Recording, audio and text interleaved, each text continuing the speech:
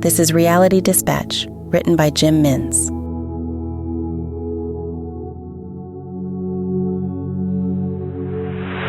"How much does he owe you?" Trevor asked. "$21K, Dexter said. "Where does he live?" "Spring Street Towers." "You won't get that," Trevor said, swapping the phone from his left ear to his right. "You won't get anywhere near that." "Bastard. Don't lend to junkies. He wasn't a junkie when I lent to him. See you at midnight." Trevor ended the call and slotted the phone into his bomber jacket pocket. He had been sitting in his car at the drive-thru of a McDonald's restaurant. He had been waiting for a call like that. He had 3 clients, Dexter, Orlando, and Osmond. They were payday lenders who were always in need of debt collection. Such was the nature of the business. When Trevor wasn't out busting heads and shaking people down for the money they owed, he would be at the gym, banging iron, as he called it. In fact, most of his business was procured at the gym.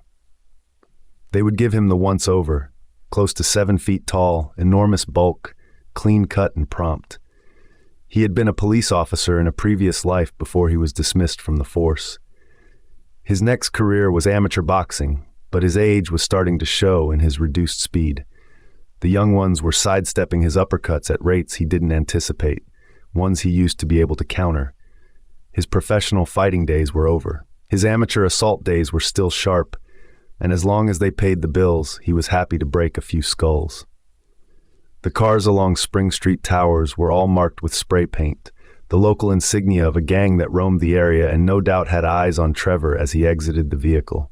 He pulled out his phone to text Dexter as he stood on the street adjacent to his car. "Apartment number?" he wrote.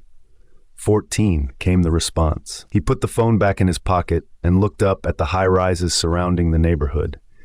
He was hoping to catch a glimpse of the Spring Street gang, who were all the rage in these parts. He wanted them to understand that he was aware of their antics and that he was the sort of person, given his size and temperament, you didn't want to tag the car of. Satisfied, he began the walk across the street to the number 1 tower, the actual Spring Street Tower, and took the stairs, the elevator being out of action, of course, up the 14 flights to the 14th floor. A moment after he reached the floor in question, waiting for his breath to settle, he began to knock in loud, obnoxious bangs. He relayed them in 4-pound swings, giving a small break between each knock to let the recipient know that the matter was urgent and that he wasn't going to leave and come back at a more convenient time. "I know you're in there. You owe Dexter Mulville $20,000, Trevor said in a booming voice for all the neighbors to hear. A door opened behind him, and he could hear the latch on the chain jangle as the occupant hid behind the door to observe what was going on. Trevor didn't bother turning around. He knew his size would implore the occupant to shut the door and mind their own business. Plus, they could always watch through the peephole if they were that intrigued. Sure enough, the latch closed a second later as the occupant cowered. Trevor knocked again in a 4-round pound, louder than before. There was no movement. He didn't get paid unless the debtor was home and had something worth taking. He wasn't prepared to wait around. In fact, things would probably be easier if the owner wasn't home, fewer obstacles.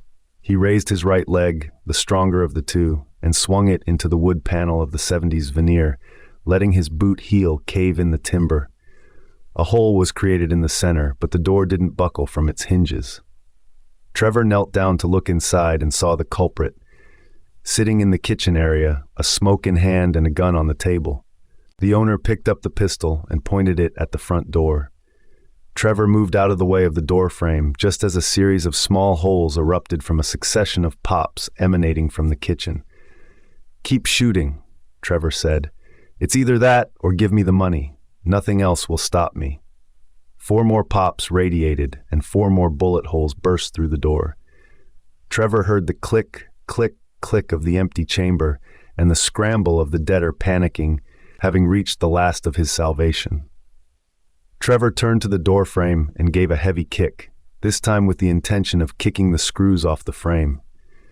The door caved in on one side, and with the benefit of another kick, came off its bottom hinges, crashing to the floor of the scungy carpeted apartment. Trevor stepped inside and was greeted by another occupant standing beside the one who had fired the pistol earlier. He held a shotgun, lowered at his hip but ready to fire, the barrels pointed directly at Trevor. "What is it you want from life?" the gun-toting man said. Trevor raised his hands limply. He was startled by the question. He had been anticipating a blast and a searing pain, not a venture into the philosophical. "What?" was all he could think to say.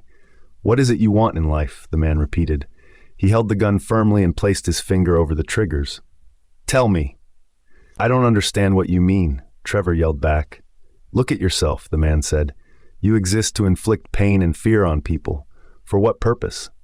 "To get paid," Trevor said. "You don't have better ways to make money?" "Nope." Trevor grew tired of the delay. He considered his options and the likelihood of successfully reaching the armed individual, commandeering his weapon, and inflicting pain for having threatened his life. "What is it you are least proud of?" the man said, raising his gun higher. "Jesus, what is this?" Trevor said, rolling his eyes. "What is it you are not proud of? Tell me now or I blow your fucking head off," the man demanded. Trevor was greeted with the black holes of the shotgun, their infinite darkness. Perhaps it was the immediate threat and the starkness of the question. Perhaps it was the anger in the man's voice. For some reason, the question penetrated like a verbal bullet. It cut deep into somewhere inside his psyche. The duress the man placed on Trevor required a response, and Trevor couldn't help but take his mind into the deepest realms of his character and extract a moment or two that made him shiver at night at the mere reflection. There was the time he burst in on a mother who owed Osmond, the Russian. She lived alone and had a 1-year-old and a newborn. She tried to flee, leaving both of them unaccounted for. He remembered the fight she had given and the disdain he had for himself when he had given it back. The outcome, less than $5 in change. He ransacked the house to the screams of the infants, traumatized by the intrusion of this enormous monster who had disrespected their mother and left their solitude in ruins. He drank a whole bottle of whiskey, chased by a bottle of scotch, to hide the shame. And yet, every now and again, that memory reared its ugly head. A memory for which he had not atoned. Trevor continued to stare down the barrels of the weapon. He welcomed their eruption, but it did not come. "Tell me," the man demanded. "No," said Trevor. "I feel ashamed, but I'm not about to share that with you." Trevor lowered his arms and walked backward out of the apartment. He descended the steps to the ground floor at a slow pace and thought about the look on the mother's face, her terror. He reached the wind-swept street as the trees began to sway in a breeze that hadn't been there when he arrived. He had left penniless and empty-handed, but he was alive. He was conscious of his impact on the world and the negativity that came with it. He walked across the street to his car, which now had a newly minted tag from the Spring Street crew adorned on the bonnet. He nodded in acknowledgement. He deserved the branding.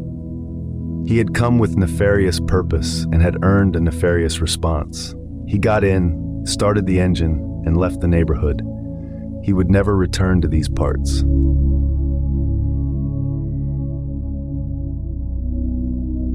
For more stories of fact-based fiction, head to jimmins.substack.com.